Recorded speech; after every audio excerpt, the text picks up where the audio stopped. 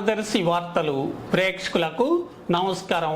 వార్తలు సమర్పిస్తున్నది మీ గంగిశెట్టి రామస్వామి. దర్శి పట్టణంలోని గడియార స్తంభం సమీపంలో అద్దంకి రోడ్లోను, అలాగే ఎల్పి రోడ్డు, కుర్జెట్ రోడ్డు మూల మీదను గల స్థలాల్లో ప్రయాణికుల సౌకర్యార్థం బస్ షెల్టర్స్ను నగర పంచాయతీ ఆధ్వర్యంలో నగర పంచాయతీ నిధులతో నిర్మించేందుకు సన్నాహాలు ప్రారంభమయ్యాయి.